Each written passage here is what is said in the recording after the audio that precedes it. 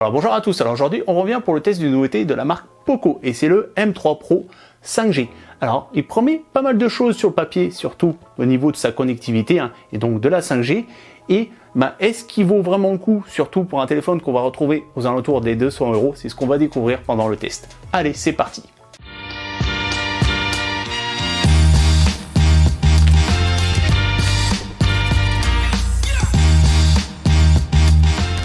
Allez, c'est parti pour le déballage. Donc ici, on retrouve la couleur caractéristique de la marque Pocophone. Et ici, donc, la petite annotation, comme quoi on est bien sur un téléphone compatible 5G. Au niveau de la version, on est sur une version Powerback, donc noire. Et on a 6 Go de RAM et 128 Go de stockage. Allez, on va regarder ce qu'on a à l'intérieur. Alors, on se retrouve déjà avec une petite boîte qui, je suppose, voilà, va contenir la coque en silicone, des petits autocollants pour faire de la pub, ici un manuel de démarrage et on a du français juste ici pour ceux qui veulent savoir, les petits manuels de garantie et donc la petite coque silicone qui va bien. Ça permettra d'avoir une protection dès le premier jour pour votre téléphone. On met de côté, on va sortir le téléphone qu'on va pas regarder tout de suite, on va faire durer le suspense, on va regarder ce qu'on a dans le reste de la boîte au niveau des accessoires. Alors ici on a un chargeur secteur en prise européenne et on va regarder au niveau des specs. Et on est sur du 10 volts et 2,25 ampères. Donc on est sur du 22,5 watts max. Sachant que le Pocophone, lui, prend max 18 watts. Donc on est bien, on est large au final. On est plus que prévu par rapport au téléphone. Donc c'est bien. Et donc ici, le petit câble USB avec une bonne section. Et on est sur l'USB-C. Donc pas de souci à ce niveau-là. Et puis c'est tout. Allez, on fait un peu de ménage. Et donc maintenant, on va s'intéresser à ce qui nous intéresse le plus. Hop, le petit moment satisfaisant quand on enlève. Voilà, le petit film de protection. Donc voilà à quoi ressemble ce petit Poco. Alors, on va déjà regarder au niveau de la face arrière. Donc ici, on peut voir, alors attendez, hop, on va enlever l'autocollant. Donc voilà, c'est mieux sans l'étiquette. Donc ici, on a une surface un peu miroir qui prend les reflets. Alors je ne saurais vous dire si c'est du plastique ou du verre. J'aurais plus tendance à dire du verre. Ici, on peut voir les 3 capteurs, donc le 48 millions, le capteur macro et le capteur de profondeur. Ici, le petit flash. Ici, la notation Poco. Et avec un petit entourage noir comme ça. Ici on retrouve la notation 5G. Alors après sur le côté droit, donc on va retrouver le bouton du volume et ici le bouton Power qui va aussi servir de capteur d'empreinte. Sur le dessous, un haut-parleur et le port USB-C ainsi qu'un micro. Sur le côté gauche, on va retrouver le tiroir SIM et sur le dessus, donc on va retrouver un port jack, les capteurs infrarouges et un micro. Et sur le devant, donc on va se retrouver avec un écran de 6,5 pouces. Ici, vous pouvez voir le capteur de 8 millions de pixels. Ici, le haut-parleur. Et je ne sais pas si vous pouvez voir, mais en fait, on a un film de protection qui est déjà installé de base. Donc maintenant, on va regarder au niveau du tiroir SIM. Et donc, on a 2 emplacements. Donc, soit pour mettre 2 nano SIM ou une nano SIM et une micro SD. Au niveau des dimensions, on est en largeur sur du 7,5. En hauteur, on est sur du 16,2, ouais.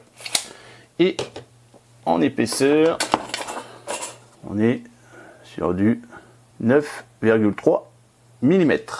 Au niveau du poids, on est sur du 193 grammes. Donc ça, vraiment intéressant, sachant qu'on a quand même une batterie de 5000 mAh dedans. Donc voilà, on a fait le tour du propriétaire, donc maintenant il n'y a plus qu'à aller le tester. Donc nous voilà après plusieurs jours d'utilisation du téléphone et on va déjà parler de la ROM utilisée par ce Pocophone, puisqu'en fait c'est la ROM qu'utilise Xiaomi pour ces téléphones, c'est la ROM Mi 8. C'est une version Pocophone dans le sens où en fait vous avez l'ajout du tiroir d'application. Donc c'est intéressant pour ceux qui préfèrent justement avoir le tiroir d'application. De toute façon, vous avez les deux disponibles, hein. Soit l'accueil va se dire avec les fenêtres directement comme ça et vous allez pouvoir ranger vos applications directement au niveau de l'accueil, soit vous allez les ranger directement dans votre tiroir. Et aussi le tiroir qui est intéressant, c'est qu'il va trier automatiquement les applications. Donc ça, vraiment bien foutu à ce niveau-là. Ça, c'est la patte depuis les premiers Pocophone d'avoir ce tiroir d'application installé par défaut. Après, vous avez toutes les améliorations liées à la ROM Xiaomi, hein, puisque vous avez l'intégration des thèmes, dans le sens où vous allez pouvoir personnaliser votre téléphone à votre image, hein, aussi bien modifier les fonds d'écran, les icônes,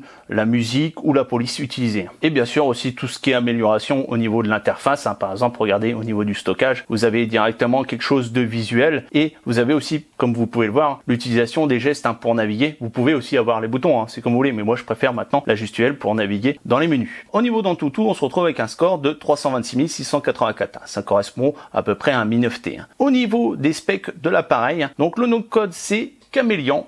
Au niveau d'Android, on est bien sur du Android 11. Modèle de CPU MT6863. La puce graphique Mali G57. Au niveau de la résolution, on est bien sur du 2400 par 1080. Résolution arrière de 48 millions, hein, pour le capteur. Au niveau de la RAM, donc là on est sur la version 6 Go et 128 Go de stockage. Au niveau de l'architecture CPU, on est bien sur un 8 cœurs. Au niveau de l'affichage, on est bien sur une taille de 6,5 pouces avec une densité de 440 dpi. Au niveau de la batterie, on est bien sur une batterie de 5000 mAh.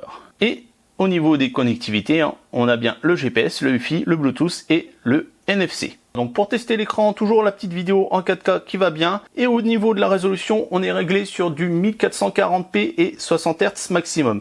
Il n'y a pas de HDR. Hein. Et donc, vous pouvez voir que le rendu est vraiment sympa. Alors ça pêche un peu sur les angles de vision. Je ne sais pas si vous voyez bien, mais vous voyez, on perd rapidement, hein, la vision quand on penche le téléphone. C'est vrai qu'à ce niveau-là, j'ai vu mieux. Mais sinon, hein, que ce soit au niveau de la couleur, la résolution et du rendu, hein, on est très bon. Hein. Surtout, voilà, c'est un téléphone à 200 €, hein, pour rappel. Hein. Et donc, toujours même principe, hein, vous voyez, vous pouvez zoomer comme ça directement dans les vidéos YouTube. Voilà. Et au niveau de la luminosité, elle est aussi assez forte, hein, pour pouvoir lire même avec le soleil sur l'écran. Donc maintenant, on va tester le son. Allez, c'est parti. On va avancer un peu. Donc on a le son, hein, qui vient de ce unique haut-parleur. Hein. Je vais vous mettre près de mon micro. On va passer un peu. On va changer de musique.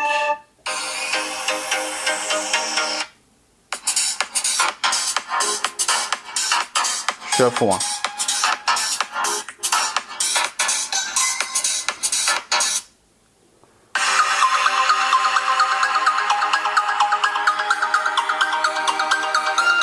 Bon, ça va, on a une bonne puissance. Alors c'est un peu caverneux, mais dans l'ensemble, il s'en sort bien. Alors forcément, hein, j'ai vu mieux, mais on va dire c'est correct. Vu qu'on parle de la vidéo et du son, je voulais aussi vous parler des DRM utilisés par ce Pocophone, sachant que si vous étiez sur le Widevine L3, vous n'aurez pas la possibilité tout simplement de visualiser des contenus de streaming comme Netflix ou Canal+ en HD. Et là, bonne nouvelle, on est bien sur du L1, donc pas de souci pour regarder ces contenus en HD au niveau du streaming. Donc maintenant on va parler de la connectivité du téléphone et on va commencer par le Wi-Fi. Donc on est sur du Wi-Fi maximum 5 GHz, hein. Il n'y a pas de Wi-Fi 6, hein, mais on va dire, vous pouvez voir, on s'en sort très bien. Hein. Donc bon, forcément, ça dépend aussi de votre connexion chez vous, hein. Mais là, bon, forcément, moi j'ai une connexion fibre, hein, donc je peux monter jusqu'à 1000 mégas. Là on est à 300 mégas en download en 5 GHz et 100 mégas, donc ça c'est ma connexion maximum, hein, que j'ai en upload, et on y arrive facilement avec le Pocophone. Donc maintenant on va tester le téléphone en 5G. Donc là vous pouvez voir au niveau de la connexion, je suis bien en 5G, et vous pouvez voir aussi au niveau de speed test. Donc avec Bouygues Telecom c'est compliqué, il y a des fois ça va fonctionner, des fois ça va pas fonctionner, sachant que je suis littéralement en dessous de l'antenne. Hein. Clairement, l'antenne 5G est au-dessus de moi. Et bon, les scores sont bons. Hein. C'est au-dessus de ce que j'ai en 4G. Mais c'est pas non plus mirobolant. Alors, est-ce que c'est avec Bouygues Telecom? Voilà, au final, la connexion n'est pas très bonne. Apparemment, c'est ce que j'ai cru voir. Hein. Avec Bouygues, c'est pas forcément folichon. Mais bon, voilà. Là, au final, l'intéressant, c'est quand même qu'on a un téléphone compatible 5G, donc on va voir vers l'avenir sans problème avec ce Poco M3 Pro 5G. Au niveau du GPS, hein, pareil, ça fonctionne sans problème. Vous pouvez voir, il m'a trouvé directement et je l'ai utilisé sur mes trajets du quotidien en voiture. Il n'y a eu aucun souci. Alors, chose intéressante aussi avec ce téléphone, c'est qu'il dispose d'une puce NFC. Hein, donc, vous allez pouvoir payer directement sans contact ou connecter, par exemple, vous voyez, des périphériques en Bluetooth automatiquement.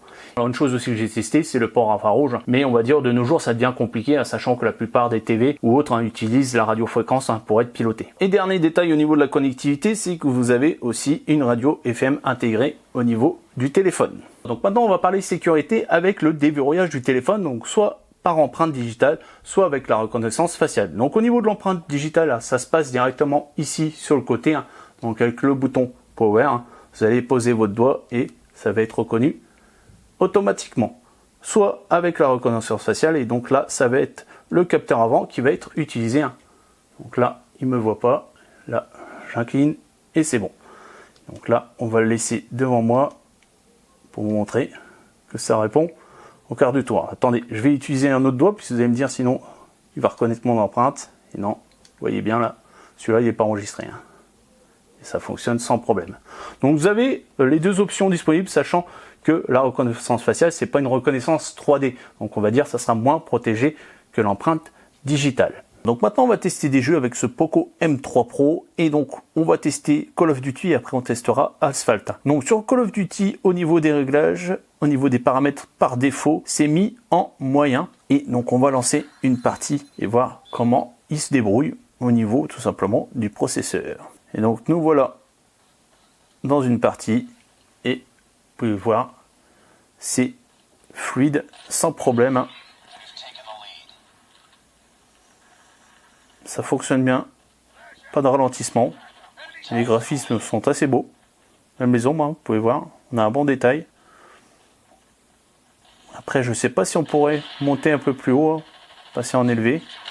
Mais déjà là, on va dire, en normal, on va du moins en moyen, ça tourne très bien. D'ailleurs, j'ai fait un test aussi, hein, j'ai pu tester une partie pendant au moins 15 minutes, voir un peu ce que ça donnait au niveau de la chauffe, et ma foi, il s'en sort très bien. C'est assez marrant dans le sens où d'habitude quand je teste les téléphones, donc surtout Call of Duty, on va dire c'est un peu le maître étalon, hein, ils ont tendance à chauffer très vite. Et là c'était tout le contraire. Alors il a chauffé, on va dire pareil, on va dire, mais il a mis du temps. Alors je sais pas c'est quoi le système de refroidissement qui est utilisé donc au niveau du téléphone, mais on va dire il a pas surchauffé dès le début. Au bout des 15 minutes, alors il est parti de 32 degrés, donc c'était la base, hein, et il est monté jusqu'à 40 degrés. Hein. Et il n'a pas été plus haut. Hein. Et donc au final, je vous dis, il a mis du temps quand même à... Oh, je me suis fait cuter. Merde, c'est ça de faire des tests, la honte. Regardez-moi ça en plus en kill cam. Et donc au final, je vous dis, il s'en sort très bien. Donc ça c'est vraiment intéressant. Surtout les derniers téléphones que j'ai pu tester, j'ai été déçu. Enfin, j'ai pas été déçu, mais on va dire, j'ai été vite direct dans la chauffe du téléphone. Alors est-ce qu'au final, ça évacué mieux la chaleur ou pas? Mais là vraiment, il n'y avait pas du tout cette sensation avec ce téléphone. Hein. Donc ça vraiment intéressant. On va dire que voilà, il va pas surchauffer tout de suite. Hein. Et pourtant, voilà, il n'y avait pas de ralentissement ou autre en jeu, aucun moment. Hein. Et l'intéressant, c'est que voilà, peut-être aller, on va dire peut-être au bout, les vraiment de 7 minutes, donc la moitié on va dire, là où j'ai commencé à ressentir un peu de chaleur, mais voilà, il a fallu que je joue assez longtemps quand même pour ressentir une chauffe quoi, à ce niveau-là. Donc voilà ce que ça donne au niveau de Call of Duty, on va passer à Asphalt. Donc nous voilà sur Asphalt, hein. J'ai laissé par défaut au niveau des réglages. Hein. Vous voyez, le jeu s'en sort vraiment bien. Hein.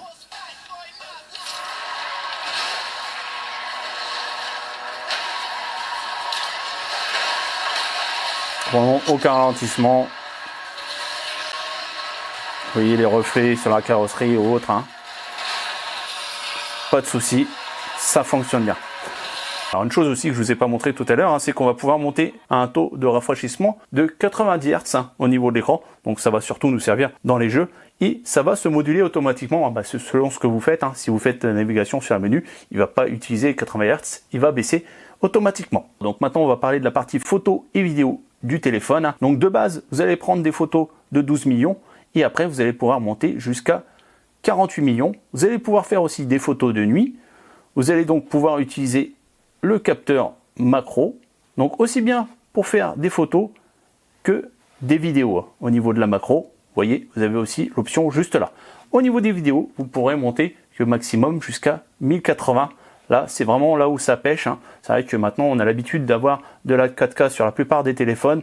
Là, sur ce modèle, vous pourrez monter qu'à 1080, 30 fps maximum au niveau de la vidéo. Et donc maintenant, je vais vous montrer quelques photos et vidéos que j'ai prises avec le téléphone.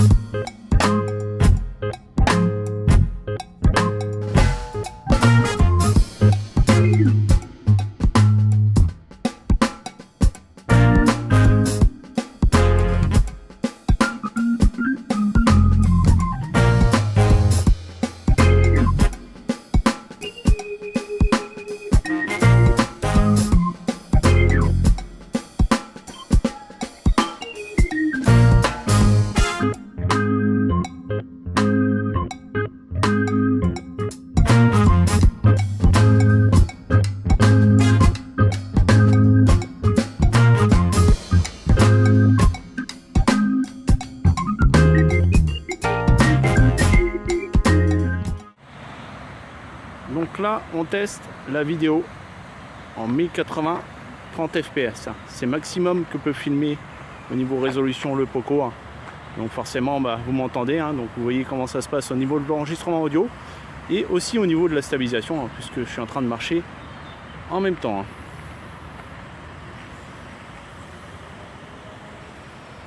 Ma foi, franchement, ça n'a pas l'air trop mal. C'est un bon rendu.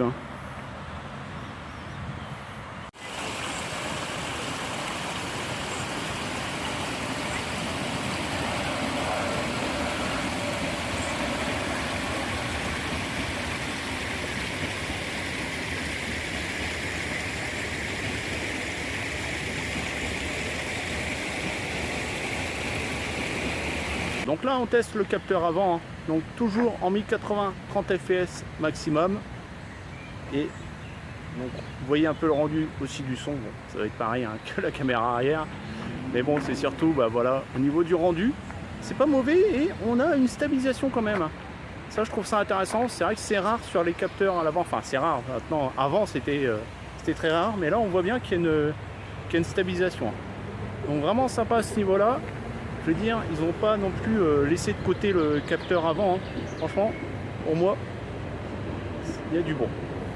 Et en dernier, on va parler de l'autonomie du téléphone, puisqu'on a une grosse batterie de 5000 mAh. Et ça, c'est vraiment un de ses avantages, sachant que vous allez pouvoir tenir 2 jours sans problème avec ce téléphone. Ça, c'est vraiment intéressant pour ceux qui recherchent de l'autonomie. Là, il n'y a pas photo, vous allez être servi. Au niveau de la recharge, donc on est bien sur ce qui est annoncé. On est sur une recharge 18 watts. Donc vous allez pouvoir recharger votre téléphone en 2 heures sans souci. Donc là, vous pouvez voir, on monte à du 8,7 volts et 1,5 ampères. Donc il est presque à 18 watts, sachant qu'il baisse sa charge, tout simplement parce qu'il a dépassé les 70% de recharge au niveau de la batterie. Bon, écoutez, je pense qu'on a fait tour de ce petit téléphone. On va passer à la conclusion. Donc voilà, c'est le temps de la conclusion. On va commencer par ses défauts. Le premier que j'ai relevé, c'est le fait qu'on ait tout simplement une résolution maximum en Full HD pour la vidéo. On n'est pas de la 4K, sachant qu'on est quand même en 2021. La plupart des téléphones filment en 4K, nos télés sont en 4K et on reste en Full HD. Deuxième défaut que j'ai relevé, c'est par rapport à son écran. On peut voir que si vous prenez votre téléphone pas correctement, du moins pas en face, on va perdre en visibilité, du moins en luminosité, même s'il s'en sort très bien à l'extérieur. Au niveau de ses avantages, vous avez pu voir pendant le test, il s'en sort très bien partout. C'est-à-dire au niveau du son, ça va. Alors au niveau de l'image, comme je vous l'ai dit, par rapport aux angles de vision, mais sinon dans la qualité des couleurs, restitution des couleurs, ou le fait qu'il va pouvoir monter jusqu'à 90 Hz. Au niveau de sa connectivité, que ce soit le Wi-Fi, le GPS, le Bluetooth, le NFC, pour 200 €, on n'a rien à redire. Franchement, il s'en sort très bien. Au niveau des jeux vidéo, idem. Et au niveau des photos, on a un très bon rendu aussi. Donc écoutez, que dire de plus, si ce n'est que si vous cherchez un téléphone aux alentours des 200 €, c'est celui-là qu'il vous faut. Donc si vous voulez acheter, bien sûr, vous avez tous les liens dans la description. Et si vous avez aimé, likez, partagez et surtout, abonnez-vous. Ciao, bye bye, à la prochaine.